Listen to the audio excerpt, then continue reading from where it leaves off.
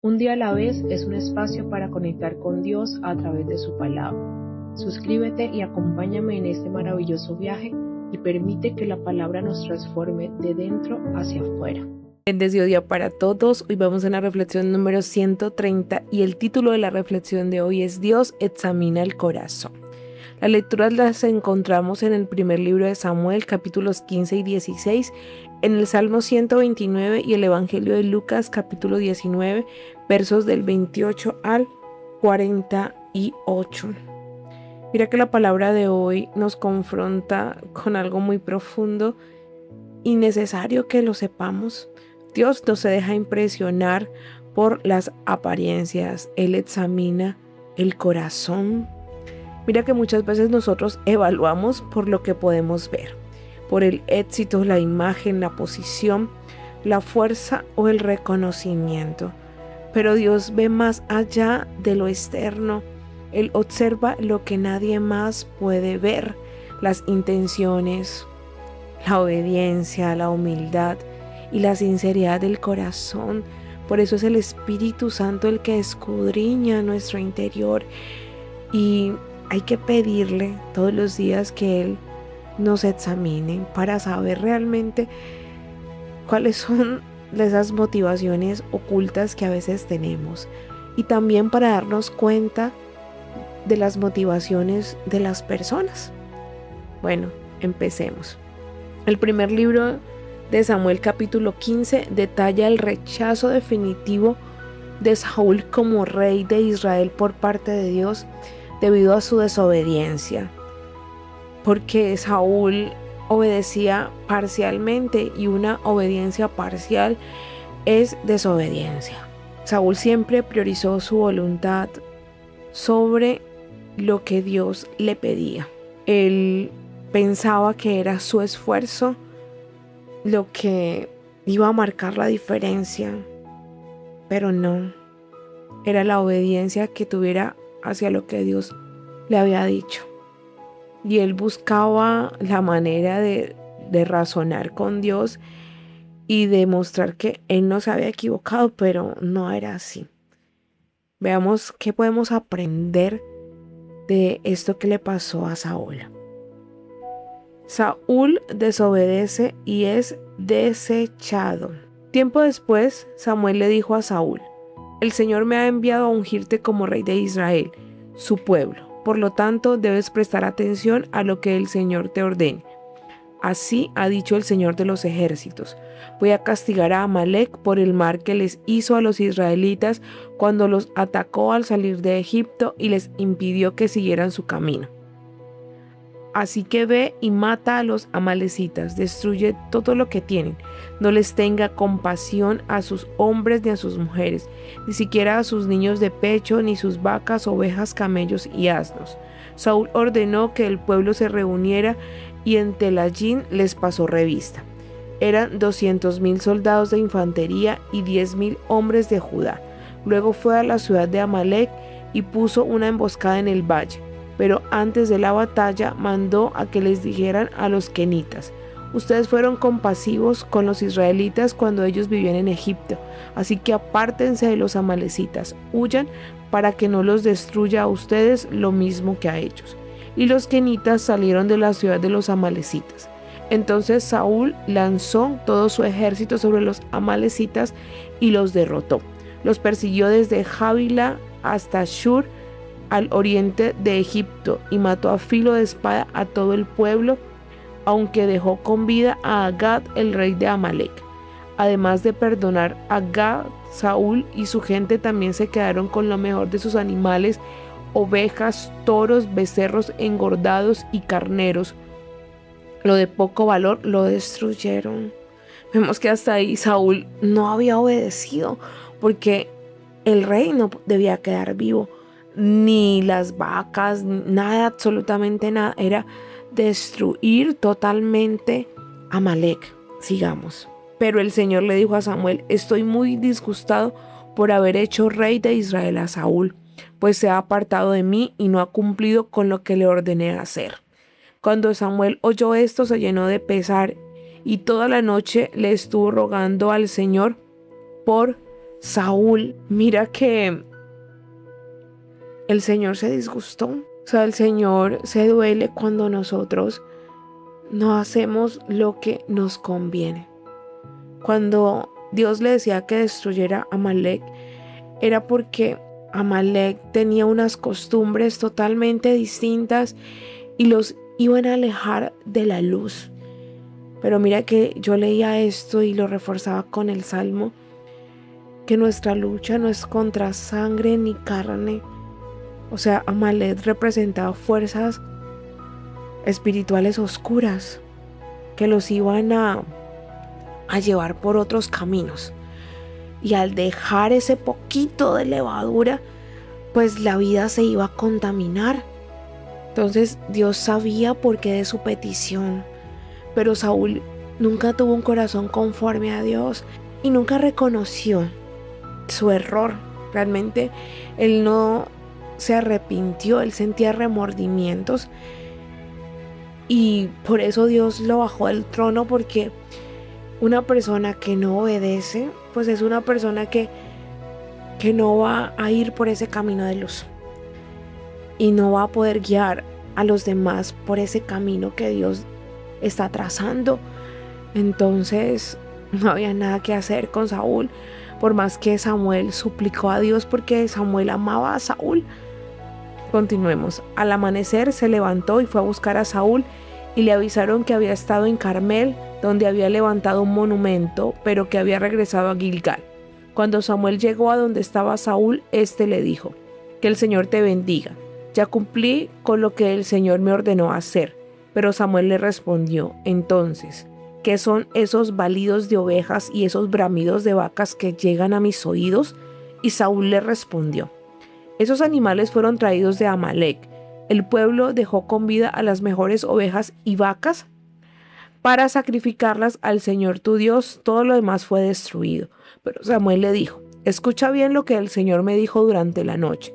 Y Saúl respondió: te escucho. Samuel añadió: ¿no es verdad que tú mismo te considerabas alguien insignificante?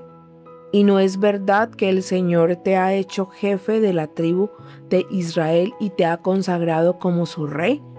El Señor te dio una misión, y cuando te dijo: ve y destruye por completo a los amalecitas, combátelos hasta acabar con todos ellos.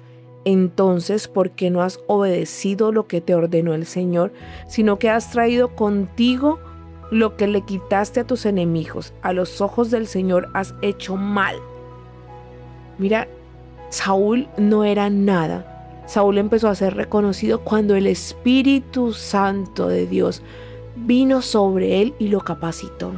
Así como a ti y a mí, que hago estas reflexiones, o tú cuando hablas de lo que Cristo ha hecho en tu vida, si alguien nos escucha, es Dios, el Espíritu Santo, que ha puesto eso a través de nuestra voz. Pero nosotros no somos nada, simplemente somos un cartero. Y Saúl se creyó que era el que emitía el mensaje. Y esto es grave, de verdad, porque es robarle la gloria a Dios. Y vemos que Saúl siempre encontró una manera de justificarse. Continuemos con la lectura. Pero Saúl le respondió: yo cumplí con lo que me ordenó el Señor. Destruí a los amalecitas, y como prueba he traído a Agag su rey. Fue el pueblo quien tomó lo mejor de las ovejas y lo que debió haber destruido primero, para ofrecer sacrificios al Señor tu Dios en Gilgal. Vemos que Saúl le echó la culpa a otros, le echó la culpa al pueblo, o sea que él no tenía autoridad sobre el pueblo para decirle: no, el Señor me dijo tal cosa. Él les tenía miedo y prefería que ellos estuvieran a su favor y que el mismo Dios. Mira cuántas veces nosotros no nos sucede eso. Dios ha dicho algo en tu vida y tú dices: no, eso no importa, eso no pasa nada. Y seguimos ahí. Es como que yo he sido, o sea, lo mío era la promiscuidad y yo tengo un don que Dios me dio y yo soy seria y a mí la gente me dice que sé, pero imagínense, si yo tuve una vida loca, de manera desordenada, donde yo le pelara la muela a todo el mundo, ¿cómo hubiera sido?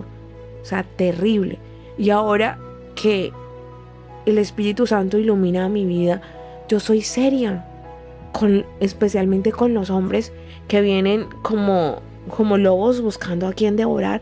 Yo digo, no, o sea, se acostumbran a una coquetería, a una cosa que para ellos es normal, pero para mí no lo es. Yo tengo mi mirada puesta en lo que es y así mismo me comporto. Y yo decía, Señor, pero yo ¿por qué soy tan seria? Y ahora lo entendí desde chiquita. Yo tengo una foto desde pequeña y es esa misma seriedad. ¿Por qué? Porque es la manera en que el Señor me cuida. Entonces, si Él me ha dicho algo, pues yo debo permanecer en eso. Si Él me dice qué escuchar, qué ver, pues yo debo hacerlo. Mira, yo estuve en una vida loca porque yo escuchaba mucho el reggaetón. ¿Y el reggaetón qué es? O sea, canciones con unos títulos que no quiero ni recordarlos porque solamente hablaban de sexo desenfrenado. Pues eso era lo que uno terminaba haciendo. Entonces, ahora ni un poquito de levadura que fermente la masa. Yo me cuido en ese sentido porque yo soy una promiscua en recuperación y lo voy a seguir diciendo porque tengo que recordar de dónde me ha sacado el Señor. Y si yo permito alguna cosita que me haga volver atrás, pues obviamente voy a caer en lo mismo y es algo a lo que yo no quiero volver porque yo sé cuál es ese infierno y Dios me ha mostrado un cielo aquí en la tierra obedeciéndole. Entonces no nos justifiquemos. Dios nos va a confrontar y nos va a decir que estamos permitiendo, que Él nos ha dicho que no esté. No seamos como Saúl que culpamos al otro. No asumamos lo que Dios dice. ¿Para qué? Para que podamos seguir siendo transformados. Samuel le contestó, ¿y crees que al Señor le gustan tus holocaustos y ofrendas más que la obediencia a sus palabras? Entiende que obedecer al Señor es mejor que ofrecerle sacrificios y que escucharlo con atención es mejor que ofrecerle la grasa de los carneros. Ser rebelde es lo mismo que practicar la adivinación. Mira, ser rebelde es lo mismo que practicar la adivinación. Ser obstinado es lo mismo que ser idólatra. Puesto que tú no tomaste en cuenta lo que el Señor te ordenó, tampoco Él te toma en cuenta como rey de Israel. Mira que a veces vemos que hay súper pecados, pero no, Él nos está diciendo que rebelde es no hacer lo que nos dijeron. Eso es un pecado grave para Dios. Querer hacer mi voluntad, eso es igual que idolatrar. Entonces Dios es claro.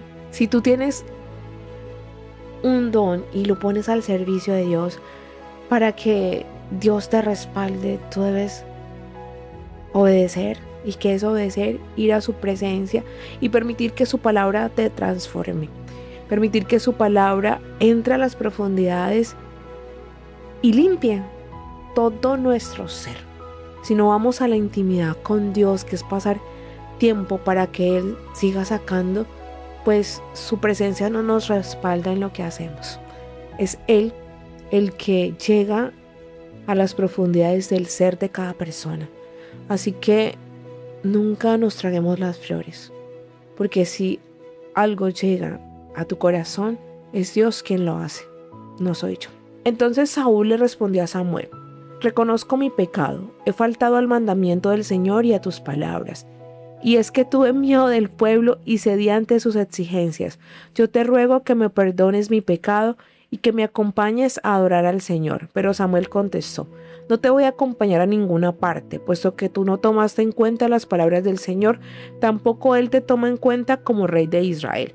Y Samuel se dispuso a retirarse, pero Saúl lo agarró de la punta del manto para detenerlo y el manto se desgarró. Entonces Samuel le dijo, así como este manto ha quedado desgarrado, así el Señor te ha desgarrado del reino de Israel y se lo ha entregado a alguien mejor que tú. El Señor, que es la gloria de Israel, no miente ni se arrepiente. El Señor no es un ser humano para arrepentirse. Si tú no quieres hacer lo que Dios te mandó a hacer Si tú te quieres robar la gloria, Dios encontrará a alguien conforme a su corazón para hacer las cosas. Ninguno de nosotros es indispensable. Nadie. El Señor puede hablar hasta por una burra. Y Saúl respondió: reconozco que he pecado, por eso te ruego que me honres con tu presencia delante de los ancianos del pueblo y delante de todos los israelitas y me acompañes a adorar al Señor tu Dios. Samuel accedió y acompañó a Saúl para adorar al Señor. Después de eso dijo Samuel: que traigan a Agag, el rey de los amalecitas. Y Agag se presentó ante Samuel. Iban tan alegres que le dijo: qué bueno que ya se acabó esta guerra. Pero Samuel le respondió: tu espada mató a muchos israelitas y sus mujeres se quedaron sin hijos, así que también tu madre se quedará sin su hijo. Y allí mismo en Gilgal, ante el Señor, Samuel cortó en pedazos a Agag. Después de eso, Samuel regresó a Rama y Saúl se fue a su casa en Gaba. Y Samuel nunca más volvió a ver a Saúl, aunque lloraba por él, y el Señor le pesó haber puesto a Saúl por rey de Israel. Mira que Saúl pensó que su desobediencia la podía calmar con un sacrificio. Creyó que podía mantener su apariencia espiritual cuando en su corazón había orgullo, había temor del que dirán y rebeldía. El problema de Saúl simplemente no fue ese error que cometió, fue que su voluntad estuvo por encima de la voluntad de Dios y que él tal vez pudo ver esos deseos que había dentro, pero nunca se los presentó a Dios para que el Espíritu Santo que habitaba en él le sanara esa parte. ¿Cuántas veces nosotros no caemos en lo mismo? Podemos aparentar fidelidad, participamos en todas las actividades que hay en la parroquia, en la iglesia, levantamos nuestras manos, cantamos, servimos, pero hay áreas que no están rendidas a Dios. Hay cosas ocultas y guardadas y Dios eso está viendo. Tenemos las manos manchadas. Hay que pedirle al Espíritu que examine, escudriñe, porque Él ve las profundidades. Y recuerda que el don es irrevocable. Y si Dios necesita utilizar tu don para tocar a alguien, lo va a hacer. Pero eso no significa que tú estés totalmente limpio y en gracia. Es Dios el que nos muestra realmente qué hay en nuestro interior. Por eso hay que ir a la intimidad, a la presencia, ese encuentro de espíritu con espíritu. Y el capítulo 16 de la primera libro de Samuel narra la elección divina de David como el próximo rey de Israel, reemplazando a Saúl por su desobediencia. Dios ve el corazón de David, un corazón conforme a él. Veamos a ver que David sí conocía la humildad y había sido preparado durante mucho tiempo como pastor de ovejas. Samuel unge a David. Un día el Señor le dijo a Samuel: ¿hasta cuándo vas a estar triste por causa de Saúl? ¿No recuerdas que yo lo deseché como rey de Israel? Mejor llena de aceite tu cuerno y ve a Belén.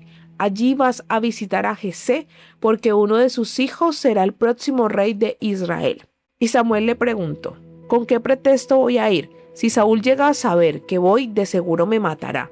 El Señor le respondió: llévate una becerra de la vacada y di que vas a ofrecerme un sacrificio. Llama luego a Jesé para que te acompañe en el sacrificio, y allí te diré lo que tienes que hacer, y consagrarás como rey a quien yo te diga. Y Samuel hizo lo que el Señor le dijo. En cuanto llegó a Belén, los ancianos de la ciudad salieron temerosos a recibirlos y le preguntaron: ¿vienes con intenciones pacíficas? Samuel les respondió: sí, vengo a ofrecer un sacrificio al Señor. Purifíquense y acompáñenme. Y Samuel purificó también a Jesé y a sus hijos y los invitó al sacrificio. Cuando todos estuvieron reunidos, Samuel vio a Eliab y pensó, seguramente este es el que Dios ha escogido. Pero el Señor le dijo, no te dejes llevar por su apariencia ni por su estatura, porque este no es mi elegido. Yo, el Señor, veo más allá de lo que el hombre ve. El hombre mira lo que está delante de sus ojos, pero yo examino el corazón. Tú puedes ver a alguien muy piadoso, pero puede pasar como los fariseos, que eran sepulcros blanqueados, aparentaban ser cumplidores de la ley, pero por dentro hervían en pecado. Luego Yesé llamó a Abinabat y le puso enfrente de Samuel, pero este dijo, tampoco este es el elegido del Señor. Yesé presentó también a Sama y Samuel repitió que tampoco este era el elegido del Señor. Yesé le presentó a 7 de sus hijos, pero Samuel le dijo que el Señor no había elegido a ninguno de ellos y le preguntó, ¿estos son todos tus hijos? Yesé respondió, falta uno, que es el menor, pero él anda cuidando las ovejas. Y Samuel le dijo, manda a traerlo, porque sin él no podemos sentarnos a la mesa. Yesé mandó a traerlo. Cuando éste llegó, lo invitó a pasar. Era un joven rubio, de hermosos ojos y de agradable apariencia. Entonces el Señor le dijo a Samuel, este es mi elegido, levántate y conságralo. Samuel tomó entonces el cuerno en donde estaba el aceite y lo ungió como rey en presencia de sus hermanos. Y a partir de ese día el Espíritu del Señor estuvo sobre David. Después de eso Samuel regresó a Rama. Vemos que era el menor. El papá ni siquiera le daba ningún reconocimiento y ningún voto. Era seguro el menos agraciado. O sea, era como quien decía, el peor es nada, pero fue el que Dios escogió porque tenía ese corazón conforme. ¿Y cuántas veces nosotros no desechamos a una persona por su apariencia y resulta que esa persona está más cerca de Dios que muchas veces uno mismo, que se cree muy piadoso? David toca para Saúl. Como el espíritu del Señor ya se había apartado de Saúl, un espíritu maligno de parte del Señor lo atormentaba constantemente. Entonces sus sirvientes le dijeron, sabemos que te atormenta un espíritu maligno que viene de Dios. Te sugerimos que envíes a algunos de nosotros para que busquen quien sepa tañer el arpa. Así cuando tu espíritu sea atormentado, este tocará el arpa y la música calmará tu espíritu. Saúl le respondió, sí, vayan y busquen a alguien que toquen el arpa y tráiganla acá. Uno de los sirvientes le dijo, yo conozco a uno de los hijos de Jesé, el de Belén. Toca muy bien el arpa, es un joven valiente, fuerte y aguerrido. Además es prudente cuando habla y muy apuesto. El Señor está con él. Entonces Saúl envió a sus mensajeros a Jesé para que le dijeran, envíame a tu hijo David, el que cuida las ovejas. Jesé tomó un asno y lo cargó con pan y vasijas de vino y un cabrito, y por medio de su hijo David se lo envió a Saúl. Cuando David llegó, se presentó ante el rey, y cuando Saúl lo vio, quedó tan complacido que lo hizo su escudero. Luego Saúl mandó a que le dijeran a Jesé, te ruego que permitas a tu hijo quedarse conmigo, pues se ha ganado mi estimación. Y cuando el espíritu maligno venía de parte de Dios y atormentaba a Saúl, David tomaba el arpa y la tocaba. Con esto Saúl se calmaba y se sentía mejor, y el espíritu maligno se apartaba de Saúl. Mira que el Espíritu Santo había abandonado a Saúl y venía un espíritu diferente que solamente lo hacía vivir atormentado. Y solamente la unción de David lo que tenía, que tocaba el arpa. David era músico, y con eso ese espíritu maligno se apaciguaba, porque David tenía la unción de Dios. Y hoy Dios nos pregunta que cuál es tu arpa, o sea, cuál es tu don, para que lo pongas al servicio de todos los que lo necesitan. No escondas esa luz que Dios ha puesto en tu interior, porque debes ponerla visible para que otros crean en el Dios vivo y verdadero. Vemos que Samuel había estado impresionado con Eliab porque era fuerte y de buena apariencia, y pensó que seguramente él sería el elegido. Pero Dios rechaza esa lógica humana. El escogido fue el menor, el olvidado, el pastorcito, que ni siquiera había sido invitado al banquete. La gente miraba su estatura y su apariencia, pero Dios vio ese corazón que estaba dispuesto a buscarlo. Dios no escoge lo que el mundo selecciona como lo mejor. Nosotros valoramos fama, fuerza, dinero, apariencia, pero Dios ve el corazón humilde, obediente, sensible a su presencia. David no era perfecto, pero a pesar de todas esas equivocaciones, David siempre dependió de Dios. Siempre. En cambio, Saúl no. Se preocupaba más por conservar su imagen delante de todos los demás que verdaderamente agradar al Señor. Y eso era lo que al Señor le gustó de David. Ese corazón es conforme al corazón de Dios. Y el Salmo 129 es un canto gradual de lamentación colectiva y confianza que celebra la supervivencia de Israel frente a sus opresores gracias a la justicia divina. Narra el sufrimiento histórico del pueblo, compara a los enemigos como hierba estéril en los techos y reafirma que Dios corta las cuerdas de los malvados. Justicia del Señor. Muchas han sido mis angustias desde mi juventud, que lo reconozca el pueblo de Israel. Muchas han sido mis angustias desde mi juventud, pero no lograron vencerme. Sobre mis espaldas pasaron los arados y me dejaron profundas huellas, pero el Señor que es justo me libró de las ataduras de los malvados. Que huyan avergonzados todos los que odian a Sión, que sean como la hierba en el tejado que se marchita y nunca crece, que no alcanza a llenar la mano del segador, ni jamás llega a formar un manojo, que nunca le digan los que pasan que el Señor los bendiga. Nosotros los bendecimos en el nombre de el Señor. Tengamos algo en mente. Cuando Cristo murió en la cruz, todos los enemigos están siendo puestos en el estrado de sus pies. Y en Judas dice que Él guardó toda esa oscuridad en prisiones eternas hasta el día del juicio final y que están encadenadas. O sea, si la oscuridad llega en ese momento es porque nosotros estamos abriendo puertas para que ellos pasen, pero ellos están guardados. O sea que todos nuestros enemigos ya fueron vencidos hace más de 2000 años en la cruz.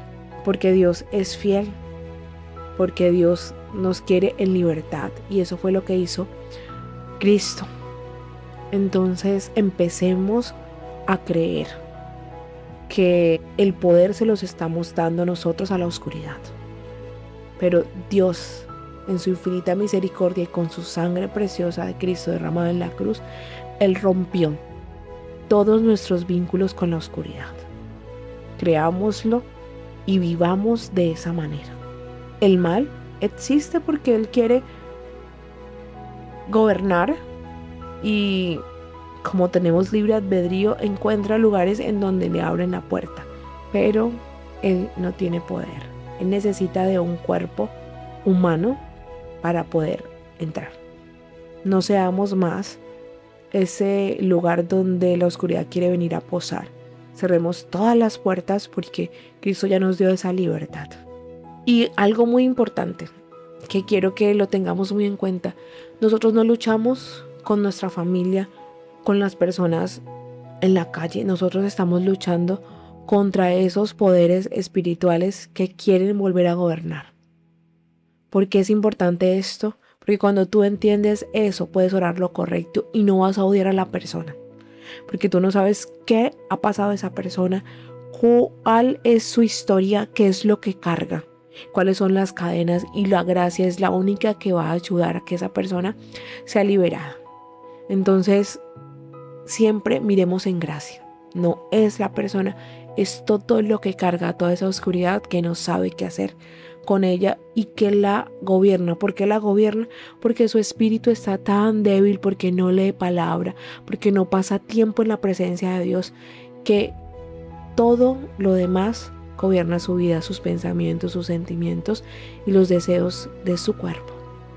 Tengamos misericordia y compasión tal como Dios la ha tenido con nosotros. Y el Evangelio de Lucas narra la entrada triunfal de Jesús en Jerusalén y la purificación del templo, marcando el inicio de su pasión. Jesús entra como un rey humilde en un burro, cumple las profecías y llora por la ciudad que lo rechaza, y expulsa a los mercaderes del templo, desafiando a toda autoridad religiosa. La visita personal de Dios. Después de decir esto, Jesús se dirigió directamente a Jerusalén. Al llegar cerca de Betfagé y Betania, Junto al monte de los olivos envió a 2 de sus discípulos con instrucciones: vayan al pueblo que está enfrente. Al entrar encontrarán un pollino atado que nunca ha sido montado. Desátenlo y tráiganlo. Si alguien les pregunta qué hacen aquí, respondan: su señor lo necesita. Los 2 discípulos fueron y encontraron el pollino tal como les había dicho. Mientras lo desataban, sus dueños les preguntaron: ¿qué hacen aquí, desatando al pollino? Ellos les respondieron: su señor lo necesita. Le llevaron el pollino a Jesús. Luego, echando sus manos sobre su lomo, lo ayudaron a montar. Mientras cabalgaba, la gente lo recibió con gran alegría, extendiendo sus mantos en la calle. Justo en la cima donde comienza el descenso del Monte de los Olivos, toda la multitud de discípulos prorrumpió en fervientes alabanzas por todos los milagros que habían presenciado. Bendito el que viene, el Rey, en el nombre de Dios. Todo está bien en el cielo. Gloria en las alturas. Algunos fariseos de entre la multitud le dijeron: Maestro, controla a tus discípulos. Pero él les dijo: si se callaran, las piedras lo harían por ellos, gritando alabanzas. Cuando la ciudad apareció a la vista, lloró sobre ella. Si tan solo hubieras reconocido este día y todo lo bueno que te esperaba, pero ahora es demasiado tarde. En los días venideros tus enemigos traerán su artillería pesada y te rodearán atacándote por todos lados. Te aplastarán a ti y a tus hijos contra el pavimento. No quedará piedra sobre piedra. Todo esto porque no reconociste ni recibiste la visita personal de Dios. La visita personal de Dios. Dios quiere entrar a ti, quiere habitar, quiere que tú le des el espacio para hacerlo. Quiere que tu voluntad esté rendida a Él, porque es tu libre albedrío decidirte por Dios para que Él haga su obra en ti, o decidirte por las otras cosas que te alejan de Él. Él no quiere una visitación solamente, quiere permanecer, pero para eso debes permitirle entrar. Entrando en el templo, comenzó a expulsar a todos los que habían instalado sus puestos vendiendo de todo. Les dijo: está escrito en las escrituras, mi casa es casa de oración, ustedes la han convertido en un mercado religioso. Mira que cuando Jesús entra al templo, o sea, cuando Jesús entra a nosotros, expulsa todo lo que se ha instalado que no es de la luz.